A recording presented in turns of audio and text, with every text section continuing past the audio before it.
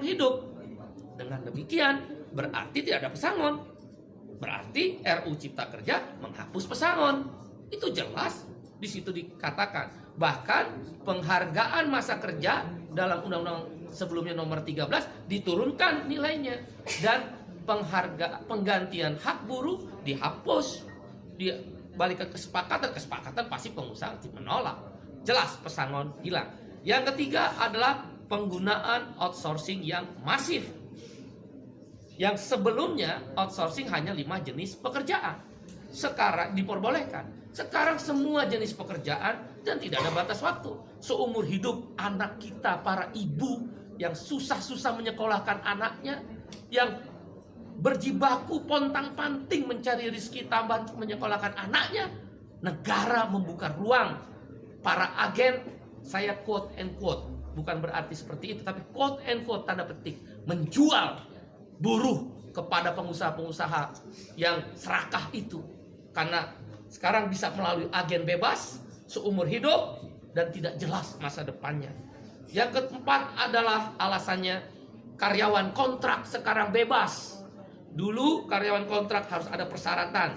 Boleh menggunakan karyawan kontrak kalau paling lama 3 tahun pekerjaan itu.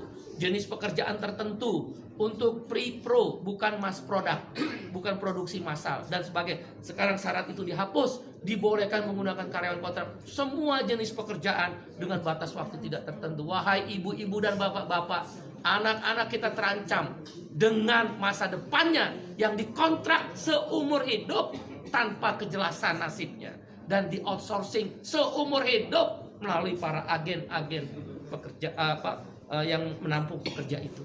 Berbahaya buat negara ini, terlalu liberal, tidak ada perlindungan negara kepada rakyatnya. Yang kelima adalah social security, jaminan sosial dihapus, khususnya jaminan kesehatan dan jaminan pensiun. Dengan berlakunya upah per jam atau istilah dalam undang RU tersebut persatuan waktu, maka tidak ada lagi kewajiban untuk membayar jaminan kesehatan dan jaminan pensiun. Bagaimana menghitung pensiunnya dengan upah per jam? Ditambah dengan adanya outsourcing dan karyawan kontrak yang bebas, siapa yang bayar jaminan pensiun para buruh dan pekerja itu? Dunia pekerjaan Indonesia terancam, pekerja-pekerja lokal terancam. Ditambah yang keenam alasannya adalah tenaga kerja asing. Dulu harus mendapatkan izin menteri, sekarang hanya sekedar pengesahan tanpa perlu izin menteri. Siapa yang kontrol bahwa buruh kasar tenaga kerja asing bisa masuk?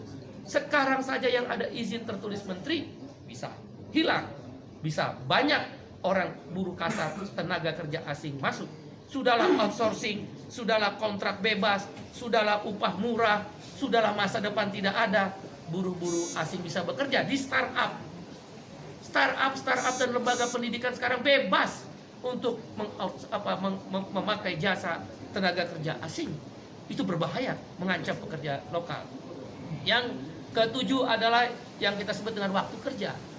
Sekarang ini maksimal adalah 7 jam sehari dalam 6 hari kerja, Senin sampai Sabtu, atau 8 jam sehari dalam 5 hari kerja, Senin sampai Jumat. Dalam RUU Cipta Kerja dihapus semuanya. Hanya dikatakan maksimal 40 jam seminggu. Berarti orang boleh bekerja, buruh dipaksa bekerja 14 jam seminggu. Dan buruh tidak diberi waktu istirahat, karena lemburnya boleh 18 jam dalam sehari. Dalam seminggu, maksud saya 18 minggu. Waktu kerjanya tidak lagi 7 jam atau 8 jam. Ini berbahaya untuk masa depan perlindungan kaum buruh. Dan hal-hal lainnya adalah sanksi pidana dihapuskan dengan RUU Cipta Kerja yang baru ini. Orang tidak bayar, pengusaha tidak bayar upah, tidak ada sanksi pidana.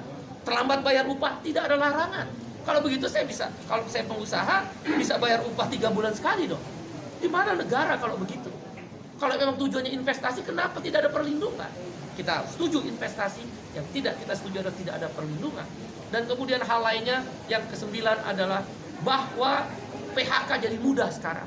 Nggak perlu lagi ada negosiasi dan perundingan dengan serikat buruh. Langsung ke PHI, dan PHI bisa langsung memutuskan Pengadilan Hubungan Industrial.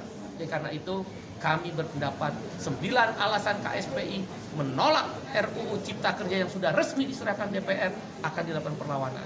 Bagaimana kalau kemudian DPR tetap mengesahkan RUU tersebut?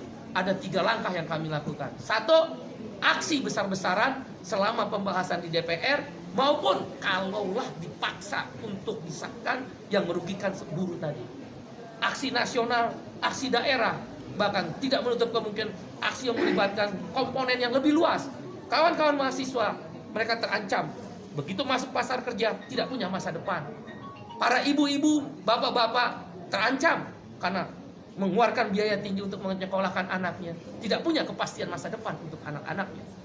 Para pemuda-pemuda dan pemudi terancam, nggak mungkin mau menikah karena outsourcing dan karyawan kontrak. Indonesia terancam, darurat terhadap kesejahteraan Indonesia.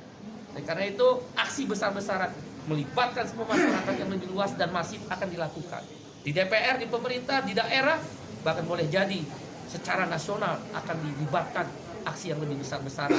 Menghentikan produksi, kalau memang